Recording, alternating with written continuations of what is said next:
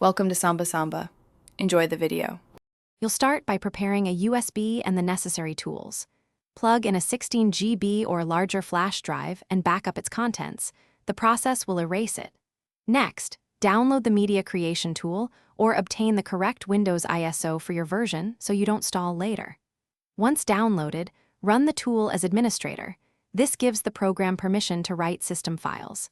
Make sure your internet is stable while it fetches updates, because that keeps recovery current and reliable. You'll now create the recovery USB step by step. Open the Media Creation tool and choose Create Installation Media for another PC, because that gives you a bootable device. Then select Language, Windows Edition, and 64-bit or 32-bit architecture to match the computer you'll repair. Mismatches cause boot issues. Choose USB flash drive when prompted and pick the correct drive letter.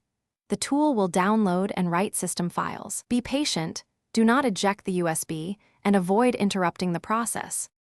Finish by safely ejecting and labeling your recovery USB so you recognize the version and date later. To confirm success, boot a test machine from the USB using the BIOS or UEFI boot menu. You should see the Windows Setup or Recovery options.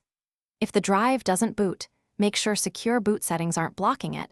Verify UEFI versus legacy mode matches how the USB was created, and ensure USB is first in boot priority. If needed, recreate the media after change. Thanks for watching. Consider subscribing if we helped you.